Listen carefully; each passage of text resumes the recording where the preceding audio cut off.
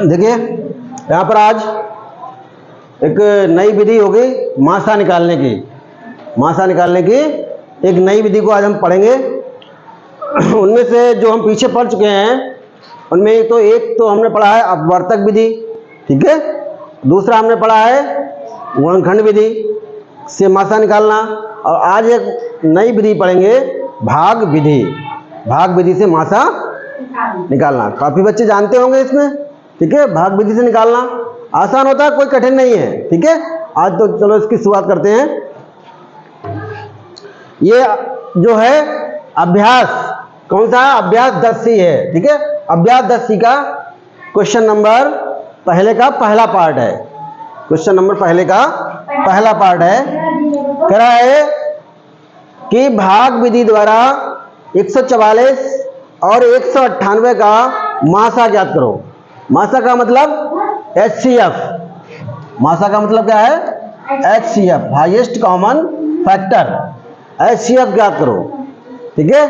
तो इनमें देखिए, चाहे इस विधि से निकालो और चाहे इस विधि से निकालो और चाहे इस विधि से निकालो, उत्तर क्या आएगा? सेम उत्तर आएगा, कोई भी परिवर्तन उसमें नहीं होगा। चाहे इस विधि से निकाल लो अपवर्तक विधि से, ठीक है, गुणनखंड विधि से, और चाहे भाग विधि से। सबसे आसान कौन सा होता है? भाग विधि वाला। इसमें प्रोसेस कम करनी पड़ती है और ये जो होती है भाग विधि सबसे अच्छी मानी जाती है, ठीक है। चलिए आज सवाल करते हैं इसकी। भाग विधि द्वारा 144 198 का मासा ज्ञात करना है। मासा का मतलब क्या है? मासा वो संख्या होती है जो दी गई संख्याओं को क्या करती है? पूरा पूरा डिवाइड कर देती है। वह बड़ी से बड़ी संख्या, वह बड़ी से बड़ी संख्या जो दी गई संख्या को पूर्णतया विभाजित कर दे, उस संख्या को उन संख्याओं का मासा कहते हैं, महत्तम समवर्तक कहते हैं, हाईएस्ट कॉमन फैक्टर कहते हैं, ठीक है। यहां पर अब देखो, यहां पर सवाल को हल कैसे करोगे? सबसे पहले हम क्या करेंगे? जब हल करेंगे तो सबसे पहले देखेंगे कि कौन सी संख्या इनमें बड़ी है। कौन सी संख्या बड़ी है? ये बड़ी है, तो छोटी है वही 144 छोटा हो गया, 198 क्या हो गया? बड़ा हो गया। अब मासा निकालने के लिए कम से कम कितनी संख्याएं चाहिए? 2 के अलावा 3 भी हो सकती हैं, 4 5 कुछ भी हो सकता है, और 2 से कम संख्याएं नहीं होंगी। तो हम करेंगे क्या? जो छोटी संख्या है उसको पकड़ लो और बड़ी संख्या के लिए भाग कर दो। भाग तो सभी जानते हैं बच्चे। तो देखिए यहां पर छोटी संख्या कौन सी है? 144 छोटा है किससे? 198 से। ध्यान दो इधर, ये छोटा का चिन्ह है, लेस देन। 144 लेस देन 198, यानी कि 144 198 से क्या है? छोटा है। तो छोटी वाली संख्या से बड़ी वाली संख्या के लिए आप भाग करना स्टार्ट कर दीजिए। तो छोटी संख्या हमारी है 144 और बड़ी संख्या हमारी है 198, ठीक है। इतना कोई प्रॉब्लम तो नहीं है, बताओ। अब देखिए यहां पर 144 से 198 को भाग देना है, तो ध्यान दीजिए यहां पर 3 अंकों की संख्या है, यहां पर भी क्या है? 3 अंक हैं। तो तीनों अंकों से मिला लीजिए कि 144 का कितना पहाड़ा यहां पर कितना बार लगेगा। 144 एकम 144 और 144 दूनी 288 हो जाएंगे, तो ज्यादा हो जाएगा। इसका मतलब 1 का बार लगेगा, और इसके नीचे हम लिख देंगे 144। अब क्या करते हैं? घटाते हैं ना। तो 8 में से 4 गया 4, 9 में से 4 गया 5, ठीक है। 8 में से 4 गया 4 और 9 में से 4 गया 5। अभी भी शेष बचा हुआ है, अभी भी क्या है? शेष बचा हुआ है। ये प्रक्रिया जब तक करते रहेंगे जब तक कि तुम्हारा शेषफल 0 ना आ जाए। ये भाग लगातार कंटिन्यूअस जारी रहेगी जब तक कि शेषफल 0 ना हो जाए। तो भाग किसको करेंगे? यहां पर 54 शेष बच गया, अब भाग किसको करें? भाग के लिए आपके लिए तैयार है, जिससे जिस संख्या से आपने पहले भाग की थी उसको आगे लिख लीजिए और भाग कर दीजिए। यहां पर लिखिए 144 लिख लिया। कहां से लाओगे भाग वाला संख्या? यहां से, जो पीछे वाला है उसको आगे लिख के उसके लिए आप क्या करेंगे? भाग करेंगे। अब देखिए यहां पर 54 है, यहां पर 144 है, यहां पर 2 अंकों की संख्या है, यहां पर 2 अंक लेंगे तो छोटे पड़ जाएंगे, तो इसका मतलब तीनों अंक आपको फांसने पड़ेंगे। तो अगर 3 का बार लगाएंगे 5 3 15 ज्यादा हो जाएंगे, तो 5 दूनी 10, तो 2 का बार लगेगा 2 चौकू 8 और 2 पंजे 10। ठीक है, सभी बच्चों को समझ में आ रहा है? अब क्या करोगे? घटाओगे।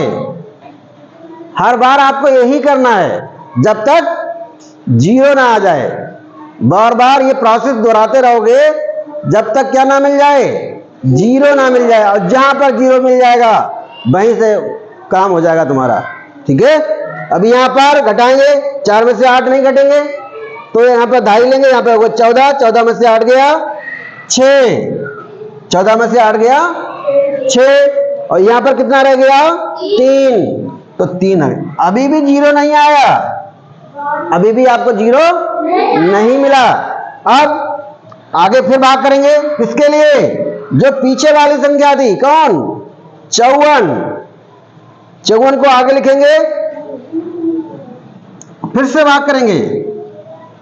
बहुत आसान, 36 54, 1 का बार लगेगा केवल, ध्यान दो, 3 एकम 3, 3 दूनी 6, 2 का ज्यादा हो जाएगा तो क्या बार लगाएंगे? 1 का बार लगाएंगे और लिखेंगे हम 36।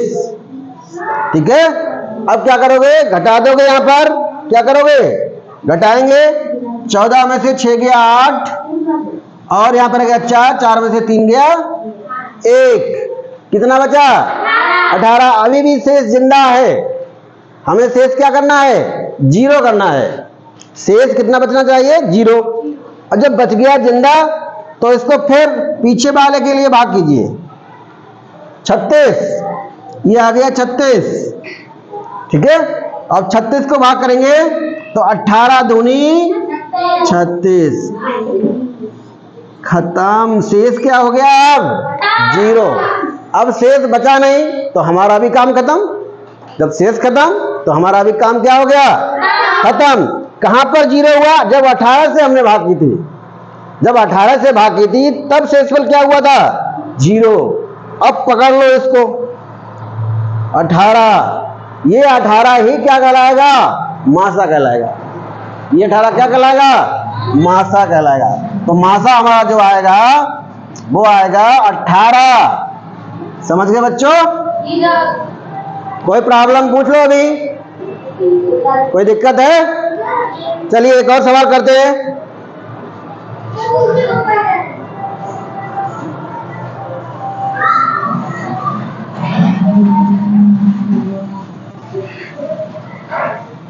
मान लीजिए एक और संख्या ले लीजिए। सवाल नंबर दूसरा, 225 450। 225 और 450, इन दोनों का हमें क्या निकालना है? मासा निकालना है। मासा वह संख्या होती है जिन संख्या से बड़ी संख्या होती है जो दी गई संख्याओं को क्या करेगी? पूरा पूरा विभाजित करेगी।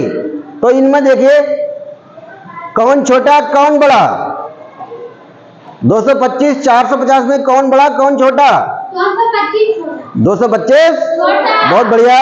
तो छोटी वाली संख्या से क्या करेंगे? बड़ी वाली संख्या के लिए भाग कर देंगे। छोटी वाली संख्या से बड़ी वाली संख्या के लिए हम क्या करेंगे? भाग करेंगे। अब देखिए यहां पर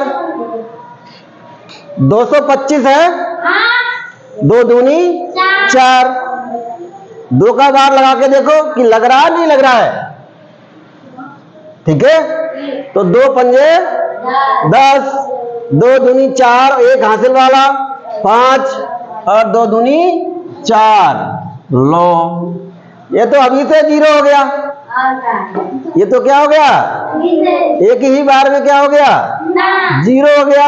इसका मतलब इन दोनों का मासा यही होगा। इन दोनों का मासा यही होगा। निकल गया।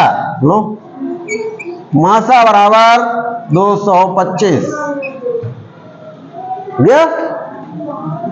और बताएं, चलिए और देखिए आगे। मान लीजिए आपके पास 3 संख्याएं आ जाए तो क्या करोगे? संख्याएं पड़ जाए 3, अभी तो हमने 2 का सीखा, अब संख्या आ जाए 3 या 4 या 5, अब क्या करोगे? जैसे मान लीजिए आपके पास 4 है, 4 संख्या है, एक 12 है और एक 16 है। 3 संख्याएं हो गई, और भी संख्याएं हो सकती हैं बेटा, ठीक है। अभी हमारे पास 3 संख्याएं हैं, 4 है, 12 है और 16 है। अब क्या करेंगे? किसको भाग करें? 4 से 12 को भाग करें, चाहे 4 को 16 से भाग करें। तो आप देख लीजिए कि इनमें सबसे छोटी कौन सी है? 4। उसको पकड़ लीजिए, उसका कान, और उससे जो थोड़ा बड़ी वाली संख्या है उसके लिए आप भाग करना शुरू कर दिए। 4 से किसको भाग करेंगे? 12 को। 4 एकम 4, 4 दूनी 8, 4 तिया 12। ये तो फिनिश हो गया। इसका मतलब 4 और 12 का जो मासा है वो कितना है? 4 है। अब हम सोचेंगे कि 4, 12, 16 का मासा क्या 4 होगा? तो 4 से 16 को भी भाग करके देख लीजिए। 4 से 16 को भाग करके देखिए दूसरे स्टेप में। तो 4, 16, 4 चौके 16। इसका मतलब ये भी उड़ गया। इसका मतलब इन तीनों संख्याओं का जो मासा होगा वो कितना होगा? 4 ही होगा। मासा कितना होगा? 4 ही होगा। 4 होगा, ठीक है। 4 एक ऐसी संख्या है तो इसको भी उड़ा देगी। 4 एकम 4, 4 तिया 12 और 4 चौक 16। इससे बड़ी और कोई संख्या नहीं है जो तीनों को उड़ा दे, ठीक है। अब देखिए और आपको समझते हैं।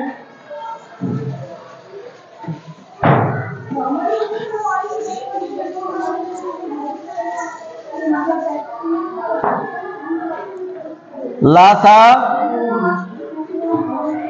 व मासा में संबंध,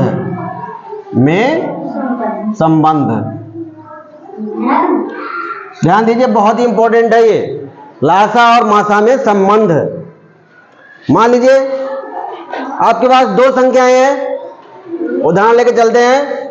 मान लीजिए आपके पास एक संख्या 4 है और एक संख्या 8 है, ठीक है। एक संख्या हमारी 4 है, दूसरी क्या है? 8 है। हम क्या निकालना चाहते हैं? लासा और मासा में संबंध निकालना चाहते हैं कि लासा और मासा में संबंध क्या होता है 2 संख्याओं के लिए। 2 संख्याओं पर लासा और मासा में संबंध क्या होगा? अब देखिए ध्यान से। तो सबसे पहले हम इसका क्या निकालेंगे? या लासा। तो लासा निकालिए इनका। लासा निकालना जानते हैं सभी बच्चे। 4 लिख लिया और 8 लिख लिया। अब इसको क्या करेंगे? काटना स्टार्ट करेंगे। 2 दूनी 4 और 2 चौक 8। अब 2 से काटेंगे, 2 एकम 2, 2 दूनी 4। अब हम लिखेंगे लासा बराबर 2 गुणा 2, 1 को छोड़ दीजिए, कितना आ गया? 8।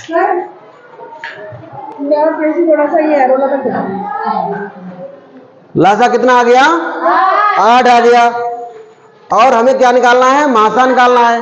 तो मासा भी निकाल लीजिए। 4 और 8 का मासा चाहे किसी विधि से निकाल लो, चाहे गुणनखंड विधि से, चाहे अपवर्तक विधि से और चाहे भाग विधि से।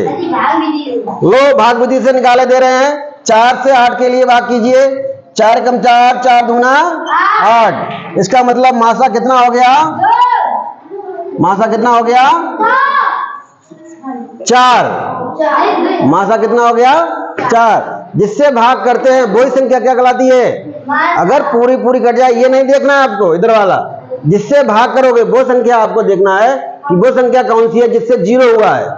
तो 4 दूनी 8। इसका मतलब मासा कितना हो गया? 4 हो गया। अब थोड़ा इस पर ध्यान दीजिए, विचार कीजिए कि आपको संख्याएं हमारे पास है, एक 4 है, एक 8 है।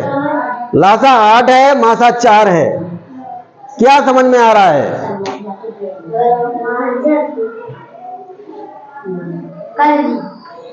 इसको देखते हुए, संख्याओं को देखते हुए लासा और मासा में क्या रिलेशन हो सकता है, क्या संबंध हो सकता है? ध्यान दीजिए, अगर जो संख्याएं हैं हमारी 4 और 8, इनकी अगर हम मल्टीप्लाई करें 4 गुणा 8 तो कितना आएगा? 32। इन दोनों संख्याओं की जब हमने गुणा किया तो कितना मिला? 32। लासा और मासा की गुणा करो,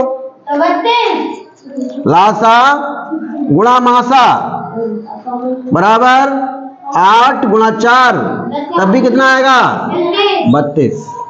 यहां से ये सिद्ध हो रहा है कि लासा और मासा की जो गुणा है, और जिन संख्याओं का हम लासा और मासा निकाल रहे हैं उनकी गुणा क्या होती है? हमेशा बराबर होती है। लासा और मासा की गुणा उन संख्याओं के गुणनफल के क्या बराबर होती है? पक्का मान के चलिए, लासा और मासा की गुणा, जिन संख्याओं का हम लासा और मासा निकाल रहे हैं उन संख्याओं की गुणा क्या होती है? बराबर होती है। बहुत ही इंपॉर्टेंट ये सूत्र बनेगा, इसको मत भूलना कभी भी, ये आगे चल के आपको बहुत काम में आएगा कि लासा और मासा की जो गुणा होती है, इससे ये सूत्र निकल जाएगा कि जो लासा गुणा मासा, लासा गुणा मासा बराबर पहली संख्या जो हमने पहले मानी थी, पहली संख्या और गुणा दूसरी संख्या। सभी बच्चे नोट कर लें इसको, दूसरी संख्या। ठीक है, ये बन गया आपका फार्मूला। ये सभी के लिए सत्य है, दो संख्याओं पर लागू होता है, दो संख्याओं पर क्या होता है? लागू होता है, तीन संख्याओं पर नहीं, केवल और केवल दो संख्याओं पर लागू होता है कि लासा और मासा की जो गुणा है, पहली संख्या और दूसरी संख्या की गुणनफल की क्या होती है? बराबर होती है। चलिए एक और लेते हैं, ठीक है? अभी आपको विश्वास नहीं होगा, अभी हमने एक उदाहरण लिया, एक और उदाहरण लेते हैं, ठीक है? जैसे मान लीजिए कोई संख्या ले लो 12 और 36 ले लीजिए, इस पर टेस्ट करते हैं कि ये सत्य है। पहले वाला सत्य हो गया था, इस पर हम टेस्ट करके देखते हैं। दो संख्याएं हैं हमारे पास, केवल दो संख्याओं पर आप टेस्ट कर सकते हैं, दो से ज्यादा नहीं। तो दो संख्या लिया हमने, तो सबसे पहले इसका हम क्या निकालेंगे? लासा निकालना है हमें, मासा निकालना है, फिर इन दोनों की क्या करना है? गुणा करना है, फिर देखना है कि क्या होगा। तो सबसे पहले इसका लासा निकालिए। तो लासा निकालने के लिए 12 लिख लो और 36 लिख लिया, काटिए, 2 छंगे 12, ठीक है, 2 एकम 2, और कितना बचा? 1, 2 अट्ठे 16, 2 तिया 6 और 2 नेमा 18, ठीक है बेटा, 3 एकम 3, 3 तिया 9। एलसीएम जो आएगा, एलसीएम ही लासा कहते हैं, ठीक है? एलसीएम 2 दूनी 4, 4 तिया 12 और 12 तिया 36। एलसीएम कितना आ गया? 36। इसी प्रकार से आप मासा निकाल लीजिए। मासा, अब देखिए, चाहे 3 विधियां हैं कि किसी विधि से निकाल लो, गुणनखंड विधि, अपवर्तक विधि, भाग विधि। भाग विधि ज्यादा आसान है, तो 12 से भाग कीजिए 36 के लिए। जो छोटी संख्या पकड़ लीजिए यहां से इसका कान, और बड़ी वाली संख्या को भाग कर दीजिए। तो 12 एकम 12 और 12 तिया, सही है? मासा कितना आ गया? 36। तो मासा आ गया 12। मासा कितना आ गया? 12। अब हमें ये प्रूफ करना है कि ये जो फार्मूला है वो क्या सही है। तो इसमें क्या है? लासा और मासा की गुणा करने के कह रहा है, तो लासा और मासा की गुणा कर लो। लासा गुणा मासा बराबर 36 गुणा 12। लासा और मासा की गुणा कितनी है? 36 गुणा 12। 36 लिख लिया और 12 लिख लिया, तो 12 छंग 72, 12 छंग 72 और 12 तिया 36 और 7,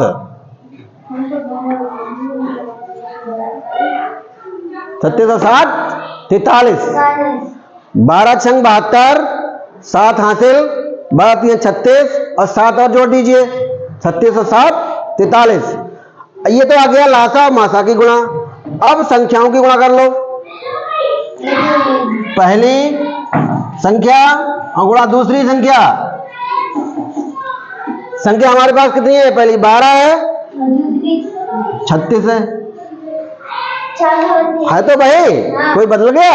देखो 12 36 केवल क्रम बदल गया। अब क्रम का परिवर्तन गुणा पर प्रभाव नहीं डालता है। हमने पढ़ा था क्रम विनिमय नियम लागू होता है किस पर? गुणा पर।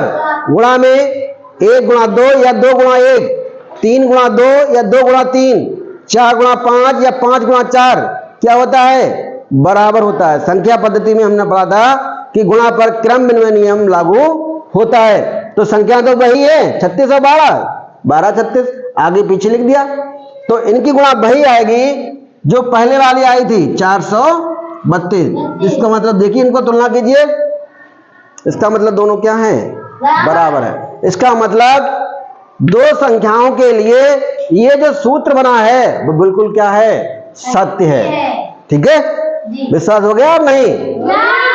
चलिए आगे बढ़ते हैं। अब इस सूत्र का हम प्रयोग करेंगे। इस सूत्र का हम क्या करेंगे? प्रयोग करेंगे। कैसे? देखिए कितनी चीजें हो गई? 1 2 3 4, 4 चीजें फार्मूले में हैं।